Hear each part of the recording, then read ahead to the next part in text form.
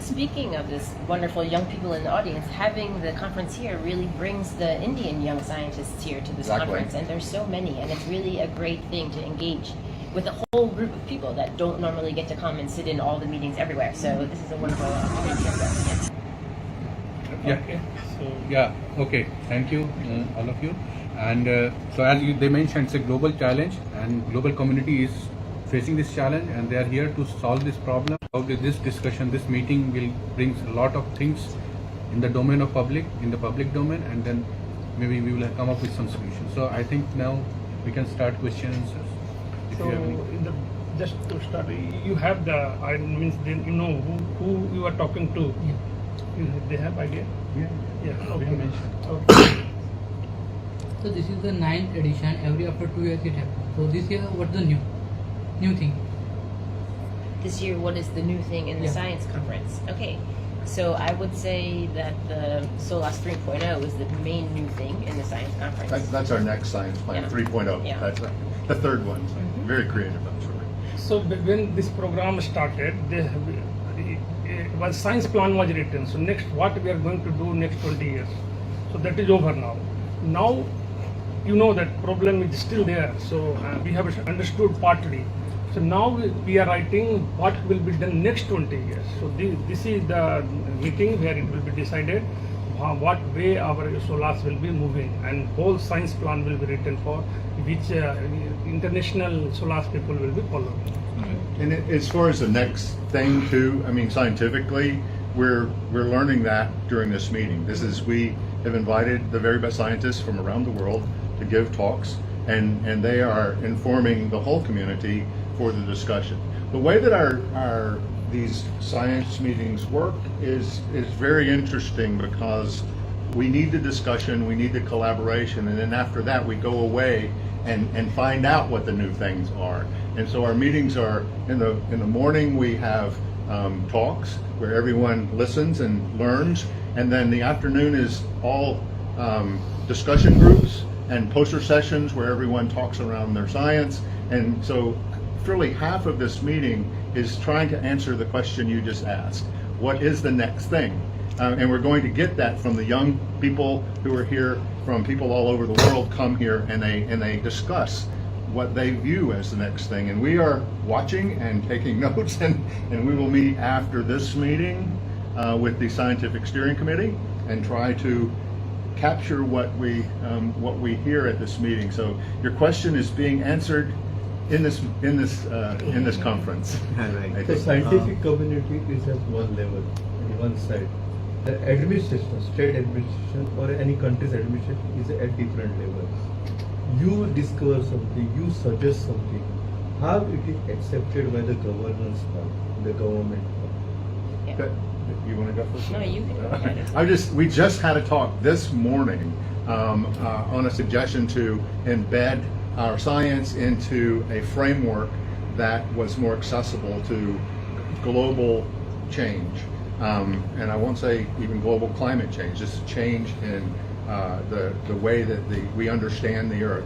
Tipping points, times when you have, we know that there are events in the Indian Ocean and everywhere around the world where you have anoxia, you have the loss of oxygen, and we understand the processes a bit, and that is not good for any animal that breathes oxygen. They tend to die.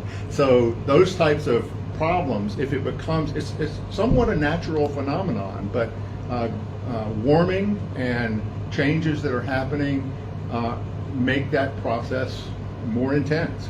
And the question is, how do you capture that as only one part?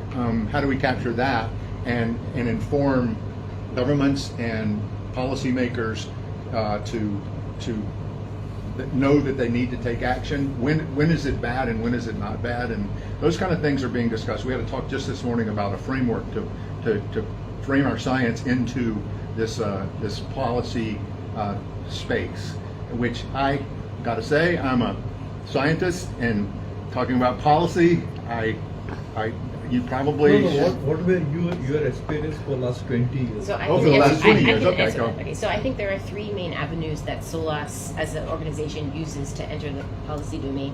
So one is just through the individual scientists and in their communities. So some of the people are quite good at being advocates for their science to policy. So this is just on an individual level. It may get communicated around Solas, but this is individual scientists. The third one is that Solas, in the last 10 years, in the last science plan, adopted something called Science and Society. And before that, in the first 10-year plan, they had some climate intervention, so actions. And so within the Solas community's infrastructure, there have been the addition of more sort of law or governance scientists or, so economists, these different types of science, more social or humanities, in order to help us, bridge this divide between whatever society is, whether it be policy or individual stakeholders or whatever, communities and us, right? So there's that second avenue. And then the third avenue is when Solas as a community puts out statements. So in the past, they put out a statement about climate intervention. That's the main one that has been put out. We're now talking, so we still have to talk, and it's not clear yet, but there's some discussion about plastics and the upcoming plastics treaty. And these might be avenues that Solas as an organization wants to put out statements regarding. So this is the third way. But as a international group, we have no capacity to influence Indian policy. For and example. I think that, for example, Yeah. or American policy or any of Yeah. it, because we have, we are scientists first, and we can understand the processes and the possible impacts, but it's up to local and regional and national communities to forward the message into some action. Yeah, just I would like to add, when you are talking, particularly suppose Indian government, so our Indian scientists working in Solas, they are very much related to the line ministries. Like our secretary is also a scientist, so we have continuous dialogue with them, and any finding, new finding, we are discussing with them, and he is part of the policy making in the government. So everything is going to Prime Minister's office, all the big finding, and then they decide how to implement. And because of this new scientific discovery, many of the things, actually, if you recent climate change phenomena or weather prediction and all those things are getting implemented. So it's a very two-way communication is always happening. That has been done. That has been. One question. With respect to your last plan, 2.0, Solas 2.0, and the challenges that you had faced while coming up with that plan, what are the still pressing challenges now being taken into account while coming up with the 3.0?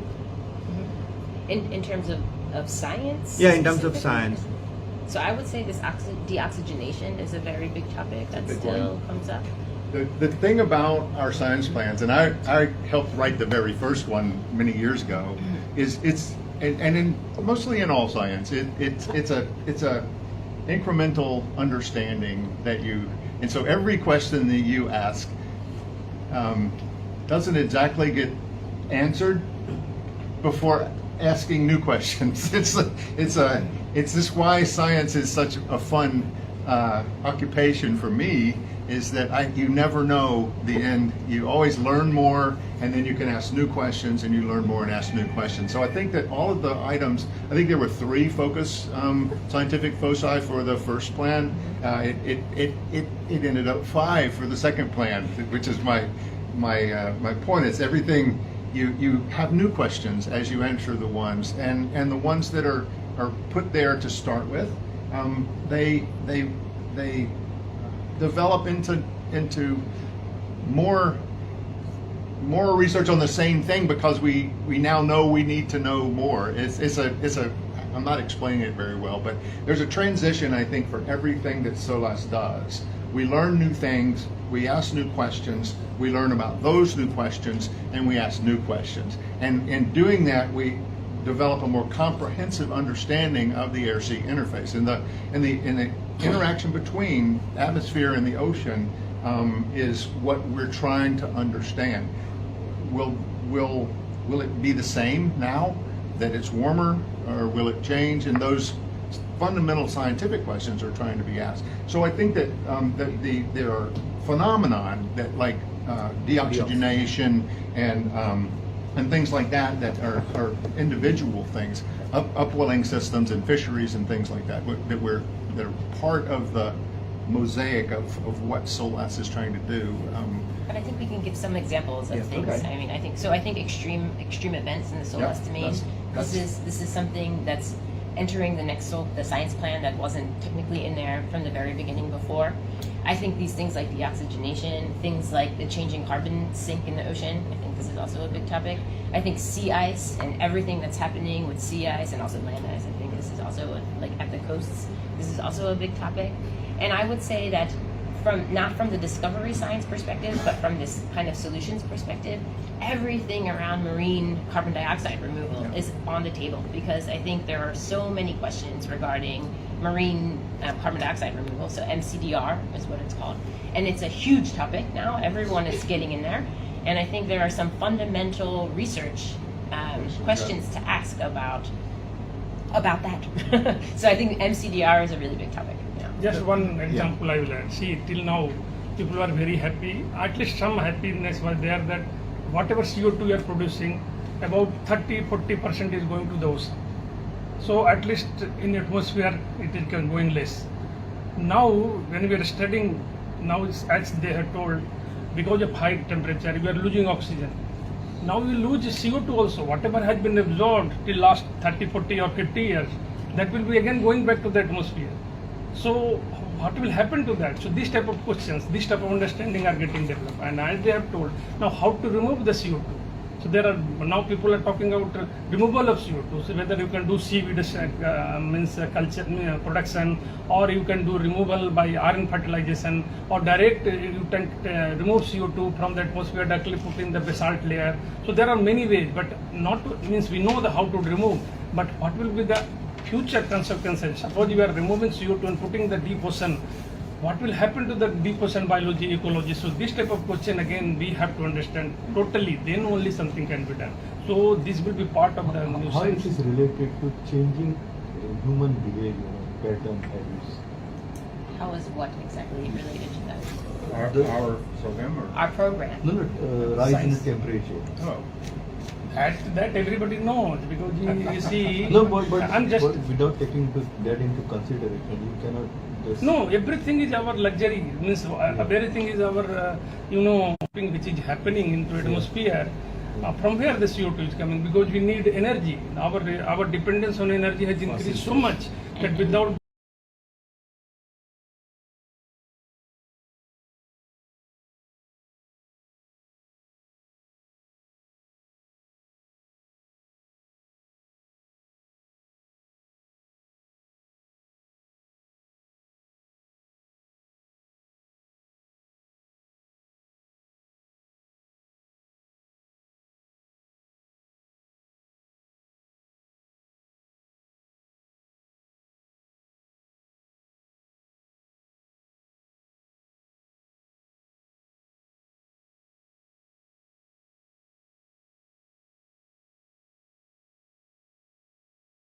of the earth, we are adding CO2 to the atmosphere, and that is everything related to disturbing the system. Means it is a man-made problem. Of course it is man-made, this is no doubt about that. But I think it's also interesting to make the point that it's not only the CO2, it's also gases like methane and N2O, and we study all of those things and how they interact between ocean and atmosphere. So. People focus on CO2 a lot, and we study all the gases, oxygen, for instance, and methane and things like that. One thing I was just going to say is that as far as our organization, what we need further research, need further attention, their human impact, just the basic science that is involved.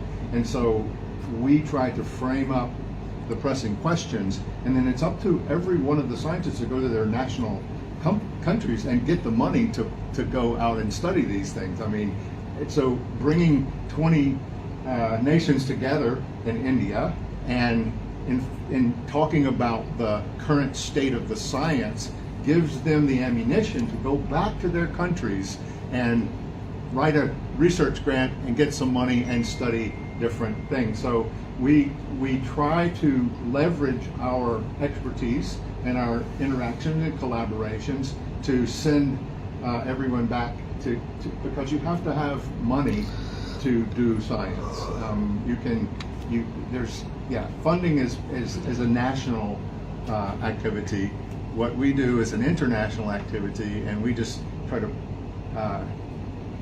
create the argument for all the international scientists to go back and say, oh, we were just in Goa and they say that we learned that this is a very important question. Please give us some money and we will go to try to solve that. And if that happens all over the world, as Dr. Singh said, the ocean and the atmosphere are everywhere. It's not just one place, and it's all connected. So we need the global community to go back and try to answer some of these Can you questions. share details on the program which we have special dedicated to early career scientists? Early career science. Early career scientists. How early career scientists are. Any And program how, specific for what that? Solas is doing for that, whatever program is associated with the early career. Great, yeah, sure. So one of the earliest things that Solas has done is had a summer school. So the summer school started even before the first science plan. So the first summer school was in 2003. There have been, now I should know this number, I think something like 9 summer schools, sorry. I should know the number better than I do. And I think there have been over 500 students that have gone through these summer schools, and they serve master's level to early postdoc level, so in these summer schools. And basically they teach sort of the basics of Solas science so that all the people sitting in the audience come sort of to an even level. You have biologists in the room with physicists, et cetera, et cetera. And then there is a series of hands-on training. So people get to go on a ship, they get to use a model, et cetera. So this is the basic level. But we have instituted some new things. So we have an early career committee now. So the early careers within the Solas organization internationally now sit on their own committee and make decisions and have leadership roles within the Solas infrastructure that are formalized. So I think this is a very big improvement. Krista is very good to speak on this because Absolutely. she was introduced to Solas through a summer school. Yeah, the very first summer Summer school means for young people. So I was a graduate of the first Do summer we, school. do we have such event during this Solas? Not here, but here during this event we had the early career day. So we had one day where there were some trainings and some tours, and the early career scientists, they're not all students, they get to network with each other. So there was one day dedicated to that. And now during this conference we had a discussion yesterday on kicking off a mentorship program within the Solas community. So this is not clear what this will be, but there is an interest from the mentors to the mentees on kicking off a Solas mentorship program. So the early career day happened one day before the official conference Yes. started, and this is part of what Solas has been so very good at over the last 20 years, is creating friendships, collaborations. Yeah. People are very free because it's atmospheric science and ocean science. They're very free to ask questions and try to understand the other side, and that's been a hallmark of the Solas program for all the years that we've been in. So having all the early careers take tours together and see things together, it's forming friendships and collaborations between countries. I mean, science is scientists. If the scientists are collaborating, the science becomes collaborative. So that's a very important thing that happens, especially at these ocean science, open science conferences, is the young people, the older. Dr. Peter Liss is a special guest at the conference. He has been doing this his entire career, and yet he still asked very cutting questions at the conference. So it's really interesting to see the early scientists interact with the older scientists. We're trying to formalize that in a mentorship thing where the early career scientists learn from the older people in the science. We're old enough to do that now. We used to be young. There was no older people. So yeah, it's a really interesting new development, and I think the early career group that we have is so dynamic and so smart. They're so and, great. I'm intimidated by them. One question. With respect to marine pollution and the regulations of MARPOL, how much does the International Maritime Organization follow the regulations laid by Solas? I think we don't really make regulations. I think this is the studies, guidelines. Recommendations. It's nothing we really have much control over. As Dr. Singh said, I think that there are people who interface with the scientists, and they are policymakers and no policymakers, and that can resonate. The one, as a scientist in general, it's often frustrating when you see a problem and you cannot get anyone to take action on it. So, as an international group, we hope that we have a larger leverage than just an individual scientist saying, "I think you should do this." I don't think that I don't know that we've authored much about marine policy or anything. We have There's a one lawyer. environmental. We have a lawyer on our SSC we're talking about maritime policy. We've had sessions on marine pollution from shipping and how, because the ship's plumes put material into the air and then it falls into the ocean, and that can change toxicity or even can increase productivity. It depends on what is in the smoke and stuff. So we've addressed this over the years. We've had discussions and sent the community back with the information. So I think that's our role more than we can't make any policy ourselves, but we can hope that by informing the community and sending them back to their national wherever they came from, that would be I think that's all we can hope for. But I think as an international voice, we do have a larger voice than the frustration of a single scientist. And actually, example of that is very success story I can tell you. The 70th lead concentration in the ocean and atmosphere and everywhere, it has increased significantly. And actually it has gone up to that level in the waters and everywhere, that people are correlating the crime in the country, that crime has increased because of lead, because it is neurotoxic. And that because of scientists, they found out that concentration is high, and from here it is coming. So in the beginning people are not able to believe, but it was coming from leaded gasoline, and entire world now has banned the leaded gasoline, and concentration has gone to the background level. So this type of study really has huge impact, and people listen to that. So similarly now, like we are talking coal burning. So coal burning is putting a lot of trace metals and many toxic elements. So again, people from Solas or any other people are working on that. And once everything is proven that beyond doubt, government takes care. So how will Goa's local community will benefit from this solar in terms of awareness, education, or future research partnerships? I mean, from the NIO perspective, I think many of the young scientists have been participating. I think they are taking advantage of having a group of international scientists come here. I mean, I've met personally many of them, and I think this is one very intense way that the population in Goa will. It definitely. I mean, the young Indian scientists have an opportunity to come here, because this conference has been held all over the world, and I did not make it to the last one because it was in South Africa, and there's no way I could get to South Africa.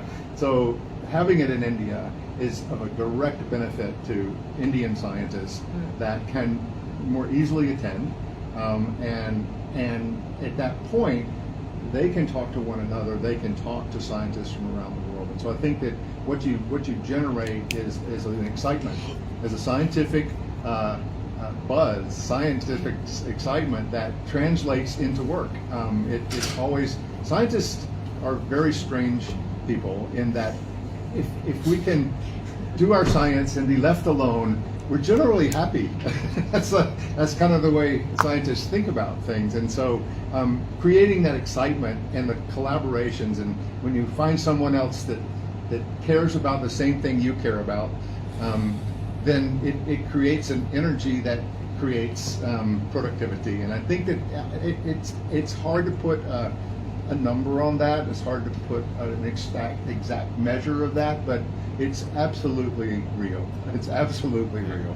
But I also think that it's also not only a cost thing. I mean, you didn't say this, but I was just thinking when you were talking. It's also that a conference like this offers many opportunities to be in a social setting. So you can always write an email to someone to ask them a question, but this kind of cold emailing, this is something that maybe many young scientists want to do, for example. But if they're at the icebreaker and they're at the poster session and people are talking, then it's a very nice opportunity for, warming up. And I think that local scientists will receive this opportunity. And two-way conversations, as you were saying, are far better to ask questions and learn than an email or a Zoom call. I love Zoom and I hate Zoom. Yeah, I guess that's everyone. I think everyone in the room can agree. So, do we expect any MOUs to be signed under this conference? Memorandums of understanding. So this I don't know. I don't want to say the wrong thing. I'm not sure. Memorandums of understanding. I'm not sure if anyone is working on that. See, it is not planned. Okay. But Yeah. during discussion, means I don't know. we realize that some very important thing is there and we should work. Means if whether it is MOU or not, we are working together.